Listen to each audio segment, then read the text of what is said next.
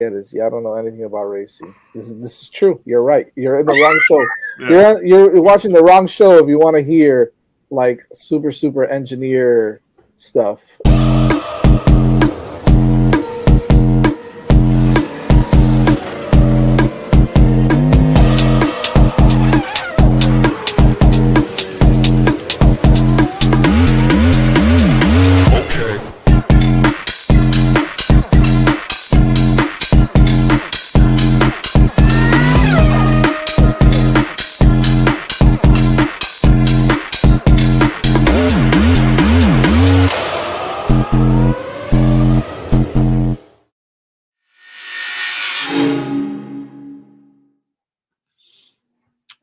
Hey everybody, did you miss me? Yeah, much like Carlos Sainz, you just tapped out of that first race. So. Hey man, RIP. RIP my boy. Like all of the rookies and then Carlitos. RIP number 25, bro. Don't talk about him like that. He's here in spirit, all right? All right, don't talk about my boy Carlito like that. He didn't under a safety car, man. Really? Expect better from him. Well, but do you? Because you never know with these people anymore. No, but Carlito, I did expect him to be able to handle driving around behind a safety car without anyway. It's what you love about Carlito. He always keeps you on your toes, man. All right. For sure. Welcome back to Hitting the Apex. Round 2 is coming. Round 2, yes. Right? And we're right on schedule with the debauchery of racing. I mean, how much more exciting could it have gotten than the Australian GP? It was just, for lack of a better term, a little bit of a shit show, which was exciting and fun for some, and not so much for others. So, but yeah, we talked about that last week when we pulled up the forecast. You're like, oh, sunny, perfect weather. Wait a second, Sunday is Sunday might be a different issue. Something is going to go down, and we really did not see this coming. So, kind of crazy. I know we got a lot to talk about. I know some. I have a hard time saying surprises because of what happened. You know, some surprises of some people that ended up scoring some points, but at the end of the day, look, you gotta make lemonade with the lemons that you're given, right? I guess is the way it's best put. You do what you gotta do. You avoid certain situations, or you get lucky, and that's what happened for some of the drivers that scored some points. Some of the drivers that did not score some points that ended up not finishing the race, not so much. So, and then there's some in betweeners there, right? So. A lot going on there. I'm gonna let you guys kind of take the floor on which. Oh, Jesus Christ! Here we go. Hey, my guy always shows up. My goodness. We are okay. There's 2 on and no out in the bottom of the 5th, so we're gonna see a live meltdown in the chat here. Uh-oh. You're ahead of me too. You're ahead of me, I'm not. I guess because I have the stat broadcast open, but anyway, there's going to be CCH is not going to handle what's about to happen. He's not going to handle it well. But so first on predictions, Jazz, you weren't here, so we don't have yours. Evan had the winner, Norris. Then Piastri, which looked good for most of the race, then came apart there, which we're going to talk about. Leclerc third. And then Duhan top 7. Duhan did not finish a lap, so came a little short on that. Just a little bit. And I was telling Evan before you joined backstage, Jazz, I almost had the perfect, but I didn't have the nerves. I lost my nerve and didn't trust McLaren to not screw up. So I had Hamilton winning, which is obviously way wrong. And then I had Max second, George Russell third, and Kick Sauber scoring a point. So it was very nearly perfect. What a way. Yeah, very nearly had it. And then Carly had Max winning, Lando second, Oscar third, so that was a little bit jumbled, but did nail the rookie in the top 5, Antonelli, who was penalized, then was unpenalized, so he finished in 4th, which is, I believe...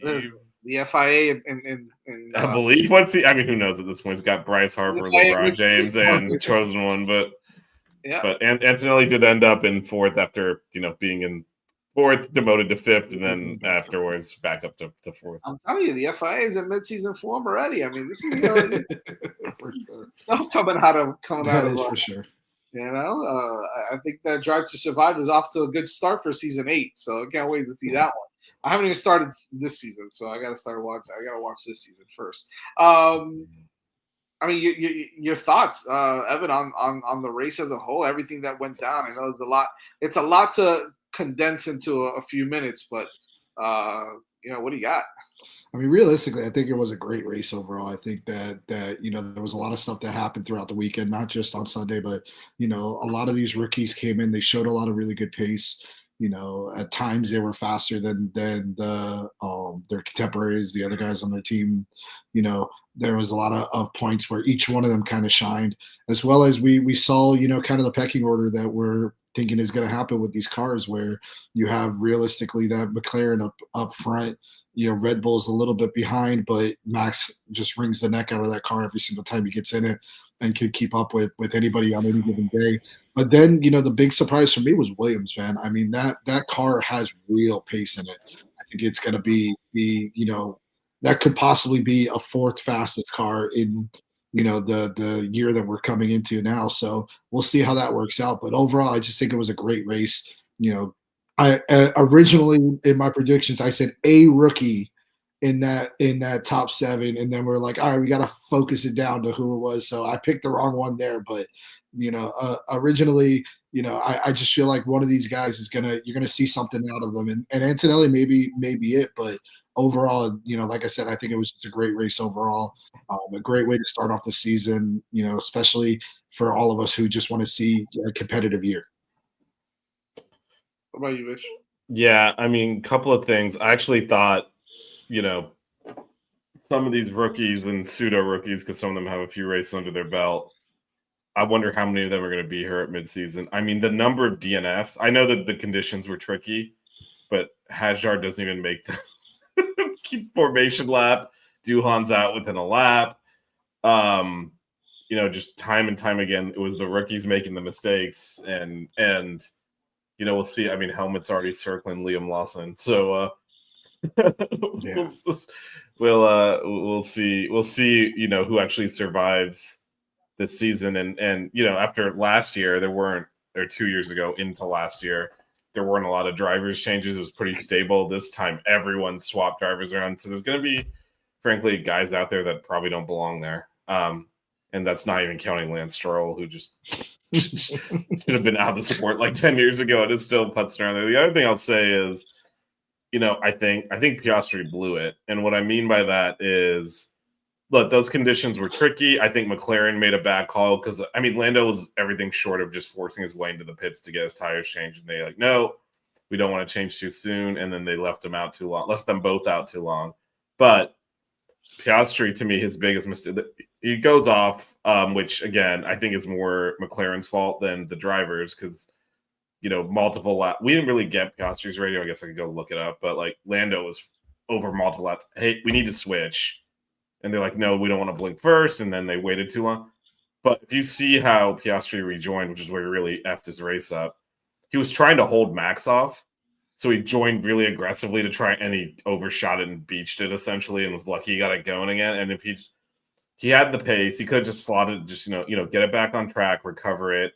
He would have actually gone straight into the pits and double stacked behind Lando, and ended up coming out in front of Max anyway. After Max did out 2 extra laps for some reason, and instead he tried to hold that position. There was no need. There was plenty of laps left, and he had already shown he had more pace. He'd passed Max once.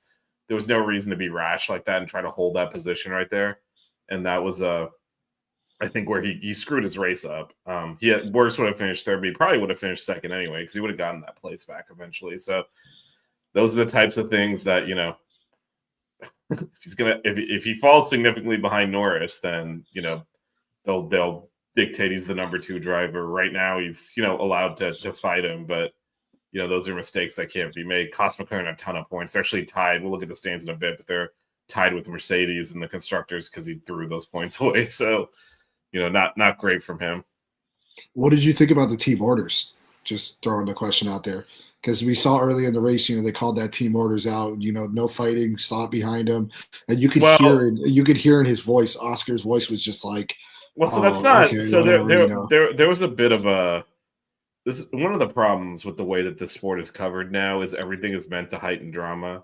So they were very clear. Hey, you're lapping a couple of Haas's, whole position there, and then you can race. And they said, oh, they told him to hold position. No, they said get past the, because they were coming to the corner. He was behind Norris, and he was trying to pass the Haas. Like, don't go 3 wide and try to send it. Is basically what they're saying. Just slot in behind him, both of you overtake, and then you got space to do it. So I think that was fine. And Yeah, I don't thought want. I heard Zach Brown at one point say, "Yeah, no, they're going to race." Yeah, and then so he said they're going to race because he was the guy they were talking to on the pit wall, and then they did come on and say, hey, while you're navigating through these lap cars, hold position, which then got interpreted as they told him to hold position, and it's like that's not what they said. That's a piece. Because if let's say you're different teams, let's say it was like Max coming in, you'd use that Haas as a blocking mechanism and try and if he goes on the outside, I'm going up the inside and all that stuff. And they're like, don't do any of that crap. Just slot in behind him and let's not wreck everyone's race here. So I think that was fine. Look, if Oscar wanted to beat him, he should have out-qualified him or passed him. So I don't really have any sympathy there on that. I will say though, I think the McLaren, the ease with which they were opening up gaps, like it was a lot closer than it should have been because of the all the safety cars kept compressing the field down. Well, there's the drama about that, right? Too now coming out with the tires and the wings and the rear wing with the DRS and all that stuff that Red Bull's complaining about. Yeah, Red Bull's just upset they didn't win. Yeah. Well, yeah, obviously, right. I think so. I think we're gonna this week. It's probably not gonna be wet based on the forecast. So I think we're gonna see the McLaren really stretch their leg. I think that car is head and shoulders above, Red Bull, above the rest of the field. Really, yeah. And Red Bull, there's like the McLaren a gap, Red Bull, and then another gap. Because also like Russell was nowhere near. Again, the final timings are misleading because of all the safety cars the field kept compressing, but like they weren't like no one threatened Max from behind either, so it really feels like it's just going to be we'll see if Liam Lawson cannot completely screw up, but at least a 3-car race. Yeah, we saw that in that first stint, where the McLaren started taking off away from Max. They built up, what was it, almost a 3-second, almost 4-second lead, something like that, in that first stint when they were all on the same tires. They were all pretty much running the same. And then, with all the safety cars, with everything else that happened, that's what really compressed it, like you were saying. And even in those last couple laps, I mean, how many times have we seen Max get up behind somebody? As soon as he gets into DRS, he's past them. He had 3 laps at least in DRS range of Lando. He just could not get anywhere close to it. That's where like we were saying, this car is where, is heads and shoulders over everybody else. And realistically, what's his name? George Russell was saying during the week, he pretty much told everybody, hey, these guys can move on to their 2026 car. McLaren can move on to their 2026 car, not even worry about this car, and they'll still win both championships because from his view of it, that's how fast that car is. And I mean, realistically, we all know that's not, the case, but that's how fast that car is. So we'll see how it works out, throughout the next, couple of races. Hopefully we get a nice run in the next couple of races where we'll really be able to see, the advantage that this car has, or, if Red Bull can come up with something to come back at them. But, I at this point, you gotta say they're the clear cut, favorites moving into round 2. It's one race, everybody. Okay, everybody just relax. It's one race in the pouring rain. We had 7 DNFs, I think, if I'm not mistaken. 75 safety cars. I'm not reading much into anything about this race, aside from the fact that McLaren looks really fast. We were at the beginning, or maybe in the off season, we dismissed a lot of people. I'm not saying us 3, but a lot of people, maybe myself a little bit, dismissed Max Verstappen. on his way out because McLaren looked so good. They were kicking his ass. The Red Bull looked terrible. Checo was horrible too. So it was a one-man show. And even then, Max didn't look great towards the end of the season. He just built such a big lead that he was able to hold on to it. So many people won so many different races last season as well. So a lot of things factored into what a lot of people were thinking in the offseason. Then the whole thing, well, if this is going to be McLaren Ferrari no matter what, right? Like they both look like they're the fastest ones out there. Ferrari kind of shits the bed this week. They don't look too great. They apparently, according to some people, they ran their wet setup for qualifying, so they didn't look too great in qualifying. Whatever the case was, right? There's the whole Kimi. Oh my God, Kimi is P4 now when he was 16th in qualifying. So there's all of these things. It makes for great entertainment, as Vish has kind of said. Also, some of the radio calls have been a little exaggerated and all that, and it's race number one. It is what it is. I'm not going to read too much into the craziness. I think, you'll start seeing, first of all, the cars start to develop a little bit, right? They'll do their upgrades and they'll do this and they'll do that. And some cars will fall off. Some drivers will fall off. Some won't. You got to let it develop a little bit. But I think at the end of the day, it's who's going to be good. And now you're looking for maybe a couple of these young guys to come out and make a name for themselves and really, and put on a show. And I think some of them could look. I think Antonelli is very talented. I think Bortoletto can race a little bit, but he's in the supposedly he's not in a great car anyways. And I said, I'm not here obviously because I wasn't on the show last week, but I was talking to a couple of my friends and family members who are big F1 fans as well. And I said kind of the same thing that you said, Evan. I think that the cream of the crop in the midfield and maybe even position 4 is that Williams car. Whether it's Albon or whether it's Sainz, they look good all off season. They look good in some of the practice runs and whatnot. So I truly think that it'll start to shape out a little bit. I think the Ferrari's better than they looked also, right? It's not, I know it sounds like I'm being biased because that's my team, but I think they're better than what they look like. I think Hamilton, once he gets a feel for that machine, I think you'll see him adjust and drive a little bit better also. So a lot of things going on. It's one game. It's like saying in Major League Baseball, you win the first game, you're going 162-0, right? That's a projection. So I'm kind of on the fence of going too crazy into thinking McLaren is just going to run away with it, or the other way around and saying whoever team is terrible. I think it was tricky conditions. In those conditions, usually the quickest team, unless they make a mistake, is probably going to come out on top. You're going to have some other drivers that are used to or drive well in the rain that might come up and do some damage. So that's what you kind of saw there. So I'm excited to see what happens in China. I think that it's a funky circuit. Plays well into the hands of some teams, and I think that either way, it's going to be an exciting circuit. I like the circuit. I think it's going to be interesting, and so I'm looking forward to it more than anything else. I'm not going to kind of jump the gun either way or knee jerk one way or the other yet for round one. So that's where I'm at with that. Yeah, I kind of disagree just from the standpoint of the rain tends to equalize the field.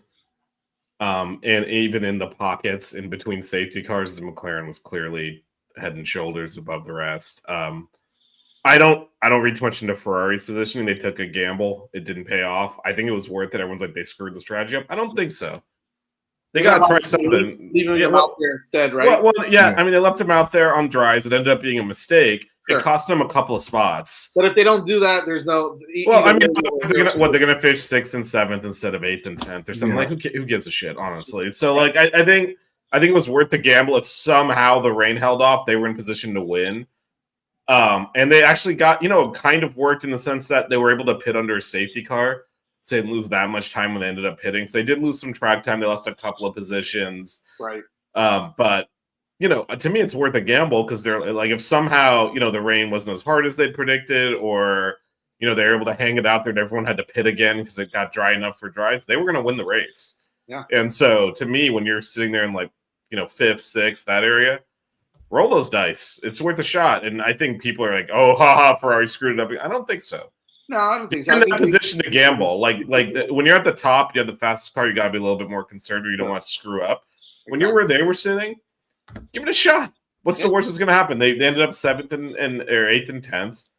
They lost a handful of points. It's not going to matter over the course of 24 by the way, races.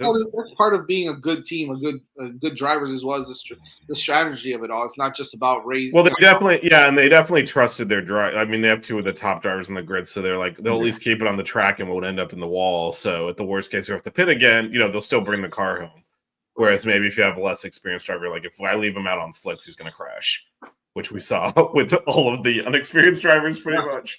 So I actually didn't think there was an issue there. And so their place is a little bit misleading in comparison to their pace because they gambled and it cost them some spots. But to me, those are always worth the risk. So if you're like, hey, we could win the race if we pull this off, even if it's a low percentage chance. Yeah. For a team like them that, again, is off the pace of the McLaren and the Red Bull to start the season at least, that's worth a gamble to steal a win. If they were faster and you're like, no, we were gonna, then you say we can, catch up on pace, then you don't do stuff like that. But at least in this race, it was pretty clear they didn't have the pace to hang with the front runners. So yeah, it's worth a shot there. They were definitely. And it's not only just the pace, and we're talking about when we say that the raw speed and everything, but realistically, the way that those cars were handling, even in those conditions, you could just see a clear difference. I mean, there was a perfect example of it on that last lap when Oscar Piastri made the pass on Lewis Hamilton. Which, by the way, did everybody see he clipped Hamilton's front wing off? No one said anything. He crashed into him. He literally clipped his front wing, but he got past him in one of the most high G corners in Formula One. That series of S's after the DRS zone and right there on that track is one of the most high G corners in the entire, all the tracks in Formula One. And he passed him on the outside of the first turn in the chicane. And yes, he clipped him. But I mean, the fact of the matter is that car Piastri was so in tune and so locked in that car, and he was confident in it. Really, that's what it comes down to, is the confidence in it, that he put it on the outside of one of the greatest drivers in Formula One, and he still made the move stick. And I mean, I was watching that was almost one of the most impressive moves that I've seen, of that first race, but B, out of a lot of watching Formula One in my life. That was a hell of a move. And to do that, like I said, going into the first race on a wet track, on the last lap, to try to put yourself in 9th position instead of 10th. I mean, some of these guys would have just given up. They would have just been like, all right, whatever, I'm in the points, I'm cool. We're going to talk about it later. Like Vish said, that this championship is, after one race, is now tied. But I mean, it wouldn't have been if Piastri hadn't made that move. Mercedes would have been winning the championship, or would have been leading the championship after one round without even a win. So, that's really the thing that I look at and I say, this car is heads and shoulders over everybody else. We'll see how it plays out in the dry weather. But I mean, I'm excited about this, obviously as a McLaren fan. So we'll see what goes on. I think it's a great start to the season for some drama purposes and even just to kind of see where we're at so far. So I like that. I'm okay with it. Who do y'all have for driver of the day? Go ahead, you first. I'm going to go Antonelli, honestly. I mean, he's in his rookie race, or his first race as a rookie, in wet conditions. Every other, rookie driver, spun the car around multiple times. He ran a clean race. He ran a steady race, and he ended up in top 5. I mean, realistically, that car had the pace, and he had the pace in it to even get it probably onto the podium if if he hadn't started so far back. Imagine if he would have been in Q3 and started in the top 10. I mean, we could have been looking at him instead of Russell on that podium. Yeah, I'm gonna go with. It's a tricky one, man. I'm kind of. I smile when I say this because, we thought it was gonna be the other Williams to do some damage this year. But so far, I mean, Alex Albon. I mean, look, he qualified high, right? Qualified in 6th, if I'm not mistaken. And he ends up at 5th in the top 5 as well. And that Williams, as you mentioned, Evan, that Williams has some pace, man. They can move a little bit. So I like what Albon did in the race. He avoided any craziness. His pace was good enough, and he drove a really nice race, and I think he deserved that 5th spot. Good for him. I like what he did. Yeah, Vish, why is George Russell your driver of the day? He's not, although I think he drove. I mean, we don't know how much pace is in that car, but he qualified there and held position. It's Lando. Yeah, controlled the race from the opening. Didn't let all the chaos, affect him. Basically managed his own pit crew well. Was kind of, just in control the whole time, even when, as Evan mentioned, Verstappen's in DRS for like the last 3 or 4 laps, and he just held him off smoothly. No mistakes there. He would have lost it. So I'm going Lando. I think that's the difference between Lando now and Lando a couple years ago. Yeah. And the thing, I hate to say it, the same goes for maybe a guy like George Russell, who under pressure, those guys will usually just completely screw the pooch, right? Looks like they've got a little bit of that under control now, where they're able to really focus in on what they're doing and not let the pressure get to them. We'll see so far with Russell. We'll see if it does happen. But with Lando, it looks like he's figured it out a little bit. Yeah, and actually, surprising time for me. I think Russell will have a really good year. I think him, like you said, kind of, being the lead driver now and being the senior driver on the team and having that responsibility was probably good for him, because he could always kind of be the second driver and kind of the little kid in the back, because the Hamilton's there, right? Hamilton's just a force of nature, and now all of a sudden he's the lead guy. So with that comes that responsibility and that maturity that he probably needed to take to progress his career. Would you stop calling him LeBron James? It wasn't funny the first 7 times you did it. Anyway, LeBron James. Going back to Lando, though, just a question for you, Vish. I want to see if you had the same feelings I did. In that last stint, were you expecting or waiting for something to happen or Max to pass him? Like, I'll be honest, and you guys know I'm the biggest Lando fan. I'm a McLaren guy through and through, and Lando has been my guy since 2019 or whatever it was when he first came onto the scene. I was waiting those last few laps. I'm like, what's going to happen? Something's going to happen. He's going to go deep on a corner. He's going to mess up on something, and Max is going to pass him. Were you in that same boat? No, I thought he had it. Because I didn't see Max having the pace to overtake, maybe stay with it. And I mean, they both said this after the race, right? That Lando made a slight mistake and he was able to get into DRS range. So he was just using DRS to keep pace. He wasn't really getting closer. So after I saw like a lap of that where, okay, anytime there's not DRS, Lando's pushing the lead back out, and they just then I felt confident he would keep it together, because even a small mistake wouldn't have been enough to pass. He really needed like Lando to go off. Yeah. At that point, and I didn't think that would happen. I did appreciate the timing and scoring being screwed up for like 75% of the race, and you couldn't see the intervals. That was fun. As well as right at the end, I don't know if you guys noticed this, before they showed that like Max was right with Lando, the timing screen did update and show he was like 0.6 seconds behind, and then they started just like cutting to Gasly getting past, and I'm like, front, first place, go show the front of the race, not this. And then they cut back to it. By the way, just so you know. Another home run? Nice. Another home run. And we're blowing Siskar, so he won't be ready to pitch on Thursday when we play FSU. I think it's like the first pitch he threw, too. I think he got someone out first. Yeah, he got someone out. It was his 5th pitch. After we had first and second and no one out, and the last inning didn't even score. This is perfect. Look at that. Five runs on 8 hits. They have 5 runs on 5 hits because we give up so many damn home runs that doesn't matter who the pitcher is. This game already. Yeah, no, it's 1 unearned run and a couple of home runs, and then they have 5 runs on 5 hits. All right, back to this show.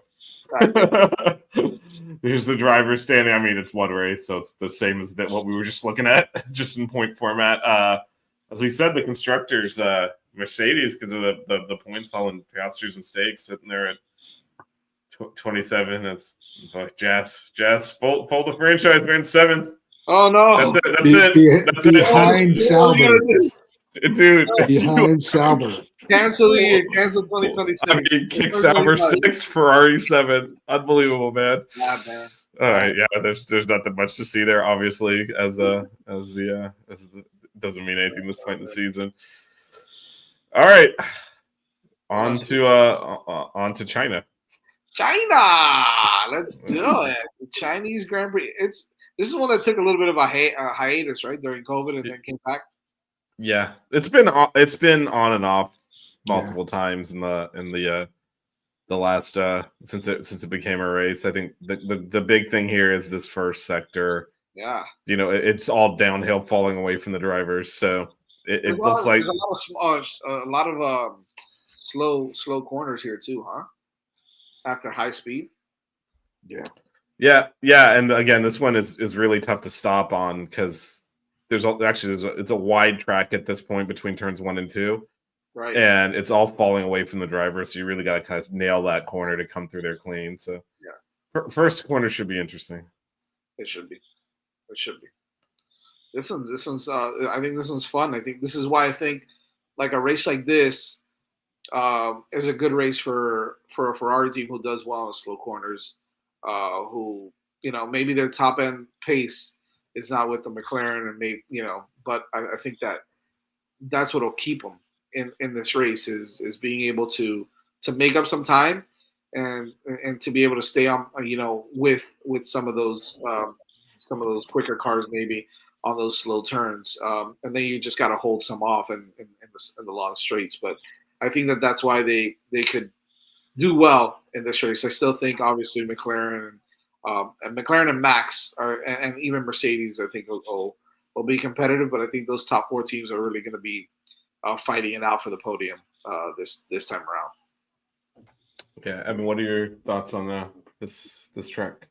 It's a good track overall. The sector 3 long straight coming off of 13 going into 14 is always interesting to see because that 12 to 13 is kind of almost like a banked corner. So it's kind of like IndyCar, NASCAR type, and you see these cars roll into it, then get that long straightaway all the way down to 14, and then they're dropping all the way down for that 14, 15, 16 last stretch.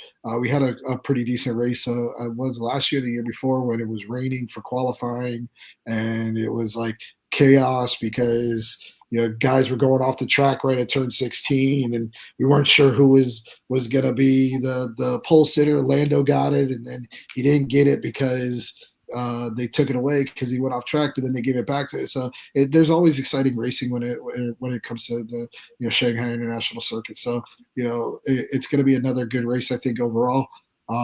It is a pretty big mixture of turns and straights here. A good mixture when it comes to it because it is one of these dedicated circuits. It's Albert Park is technically a circuit, but you could also consider it kind of a street circuit as well. This is a full-on circuit, and this is what these cars are made for, is to go around these places as fast as possible. So we'll see how it turns out. I don't know. I mean, obviously, I'm sure we're going to look and see what the weather forecast is going to be, but usually there is some type of rain in at this track, but we'll see how it is this weekend. Hopefully it'll be dry, but 0% right now. Yeah, there's 0%. Okay, well, we'll just skip around a little bit since you brought it up. We got perfect. Actually, Jazz, you're on. It's 1% on Sunday, so yeah, okay, my bad. 1%. So it is, yeah. So it's pretty much just it looks like a dry race. But usually there's rain at this Grand Prix. There has been for a few years. Several. Usually there is. You're right, for whatever reason. Yeah. In fact, if you look at next week. Yeah. But we got a dry weekend this weekend. So speaking of which, that means this last week we did a whole thing on tires, then pulled up the forecast. They're just going to be using inters. Yep. So but this time, I think they're going to the whole tire thing because there's like C75 at this point, right? There's C0. There's the C0 that they had last year. So it's a C2 to C4 is the compound this week. But these are, I think, worth noting. They point this out on the Pirelli website. They pointed out during the broadcast. They did remake the compounds this year. Yeah. So it's not the same C2 as last year. So little bit variable. Last year was one of those crazy races, like Evan said. There were a bunch of safety cars and stuff, so a lot of different pit strategies. But historically, this has been a one-stopper if it's clean. If it's not, then then you get the 2. And I forget someone stopped 3 times and finished in the top 10 last year, but I forget who it was. So wasn't this one where Lance Stroll ran into a whole bunch of people? Was that this race last year? You got to be. He's done that more than once. But it was like they race. were under a safety car and he wrecked it. He wrecked it in during the safety car, if I'm not mistaken. Yeah, I think so. I think that was this race. Yeah. So but there was that, and that's why there were multiple extra pit stops. But just generally is a one stopper. But again, new compound, and usually, as Evan said, even if it's not raining, it's overcast. This looks like it's a little bit hot this time, so maybe we'll see how the tires respond to that too. Yeah, I think it'll be good, and it kind of shows that same unknown factor of it, the fact that they're going with the 3 middle compounds. They're not going anywhere too far to the extreme. Not the 1, not the 5. They're just sticking it right in the middle and saying, let's see how this plays out. We'll probably see, like we always do, though. It's going to be softs on Saturday and hards and mediums on Sunday. Yep. And hopefully I'll have one of the sprints. Yeah, this is a sprint weekend, and a no sleep weekend. I don't know about you, but I'm not getting up no. I'm being at 3. I'm not going to be up at 3. We might still be at the light during the sprint race, so we'll see how long that baseball game takes, because that 11 p.m. Saturday nowadays, so maybe I'll be up for the race. Well, 11 p.m. Is on Friday. So yeah, we'll probably the baseball starts at 8 on Friday. So okay, we'll probably still be Jazz and I'll probably be at well, unfortunately, we'll probably be batting in the bottom of the innings in the ninth. So won't be a quick game. While we're batting in the bottom of the ninth, so well, that means we didn't win yet. So anyway, so we might miss the sprint race. That also means we didn't get run ruled. That is true. Small victories. But anyway, this is not a friendly time zone. This is worse than Australia. For time zone wise, so yeah. Anyway, those are the times as a sprint race. I guess before we do predictions, I totally missed that they gotten rid of the fastest lap point. That was news to me during the race when they just mentioned it casually. Oh yeah, they got rid of it, and I'm like, oh really? Wow, I didn't know that. What did y'all think of that? I mean, it's kind of a non-factor to me because at the end of the day, what happens with that is you just see the Ferrari or somebody or a Williams or anybody like that, somebody who has a fast car who can get a fast lap at the very end of the race, just come in right at the end and try to blow the tires off it and run a qualifying lap at the very end of the race. And that to me, it goes either way. I could live without it. I didn't miss it. It's not something that I think brought anything exciting to Formula One. I think having this is just maybe something like if they had something like the biggest mover of the day point, the person who went from the back of the field to the front of the field, that's more exciting because that happens during the race. It's not something extra that somebody's going to go for at the very end. Something like that I think would be more interesting, instead of, this arbitrary, we're going to come in, put on soft tires and run faster than everybody else. Yeah, I really don't care about it either. I actually like that they got rid of it just because to me it incentivized whoever, because these cars are in packs, right? You got your front runners and you got your middle tier. So basically, whoever was doing the shittiest out of the front runners had a gap to pit into and would get an extra point for it, which didn't. I know that wasn't the original intent. It was, to try and get like the leaders to push at the end of the race too, instead of just settling in because they could get a point. But instead, it functionally turned into, at least like the last few years, you're going to get a gap from whoever is, some people will be out of position, all that, but there's usually a gap behind the last Red Bull or behind the last Ferrari, behind the last Mercedes. And I got a pit stop gap between back to like the Alpine or whatever's back there. So I'm going to pit, put on fresh tires, and get a free point. So it almost rewarded having a bad race because you're still fast enough to have that gap there. Evan, to your idea, the only reason I don't like that is it does it does. I agree with you that it rewards, performance throughout the race and not just, let me just put fresh tires on and be faster. Because even when the car's in the back, they didn't get a point for it. Even like the worst car on the grid, if you put fresh tires on the end of the race, it's faster than everyone else. Yeah. So it's not like really, but I think it kind of incentivizes bad performances in qualifying. Then, like, how'd you end up back there in the first place? Yeah. So that's the only thing I have. But then again, at least that is causing you to like have to actually drive throughout the race. So I think I like that a lot better than a fastest lap point. Yeah. And again, we're just talking about 1 point. So really, yeah. I think probably where the FIA decided to get rid of it is like when we had the Max Verstappen being ahead by 40 seconds, pitting and then coming in and running a super fast lap at the very end of the race because he had enough gap between everybody else. I forget which race it was. He did that like once or twice, I think, a couple of years ago when that car was just so dominant that he was beating everybody by almost a minute.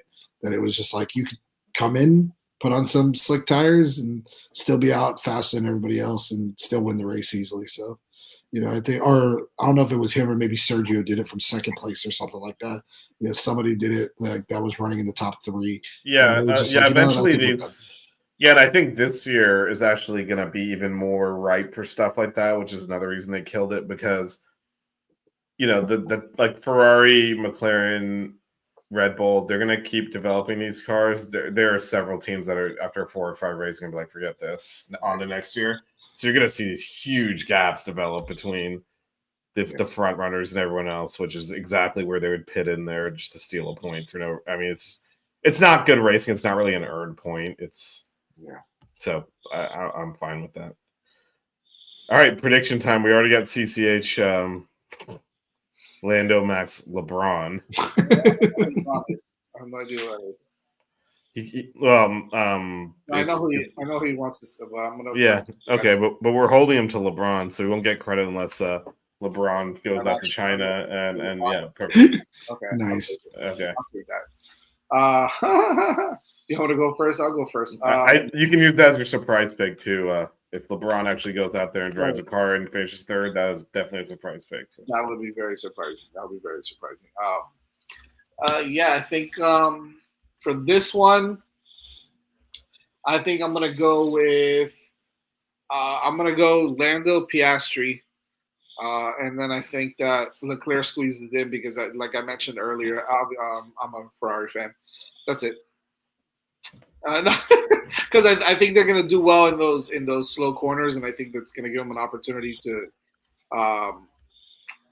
stay in it. So and Leclerc, for whatever reason, regardless of where it is, he qualifies well for the most part. So I think if he can qualify in those top 3 or 4, I think he's got a shot. So I'm going to go with those three. I'm going to go Lando, Piastri, and Leclerc. And then my surprise is I'm going to say that. I don't know if it's really a surprise anymore, so I'm gonna go with Haas in the top 10. I'm gonna go Haas scores a point. I'm gonna go specific. Ollie Behrman. I'll go specific. Ollie Behrman in the top 10.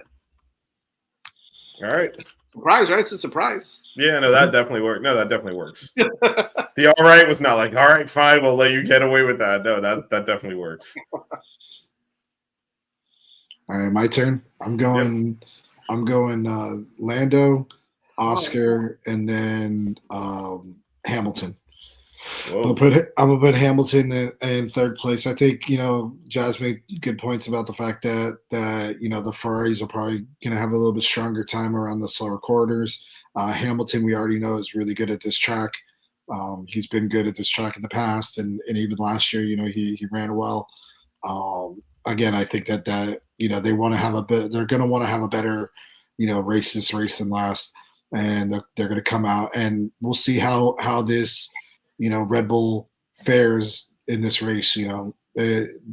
like we were saying before, they didn't qualify first, and it wasn't a great race for them overall last year. I don't remember exactly if Max won, but just in qualifying, at least we know it wasn't that great for him, to at least his standard.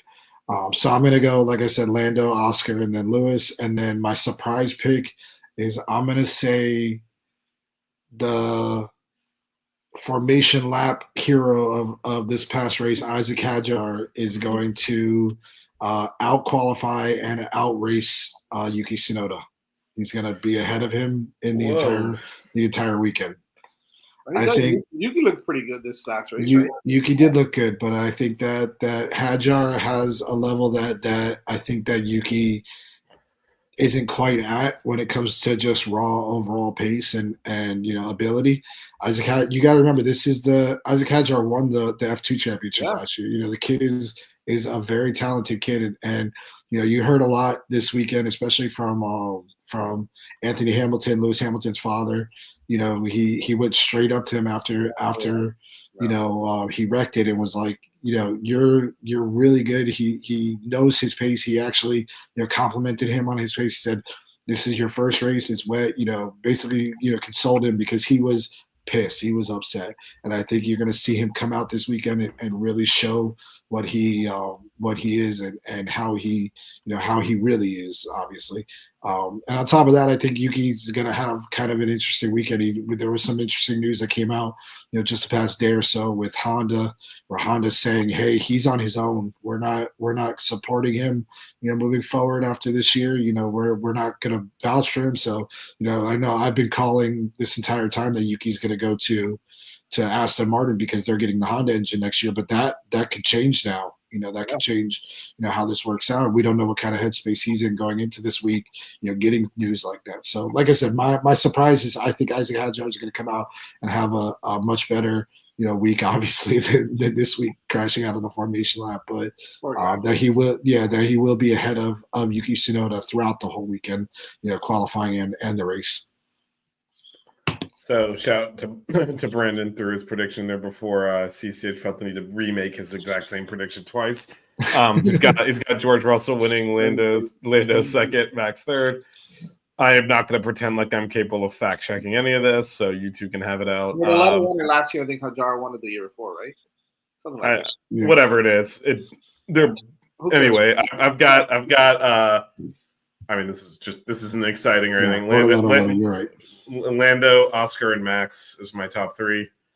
I think they're kind of head and shoulders above the rest of the field right now. And I'm gonna flip Evans on its head a little bit. I have Yuki ahead of Liam Lawson. He's gonna consistently beat that Red Bull because Liam Lawson should not be in that car. And they're gonna realize they made a pretty big mistake about midway through the season. They should just let Yuki have it. So I've got Yuki beating Lawson for the second race in a row. So the junior car beating the lead car. You think there's a chance that Liam Lawson does not perform well and they promote Yuki to that seat midway through the season? No, not at all. I don't know. I think there's definitely that possibility. And that is because they love to throw drivers away at Red Bull. Helmut loves to create chaos. Right? He already basically called Hadjar a pussy for crying, and then told Liam Lawson he has to drive better. So it's been one race. I agree with that.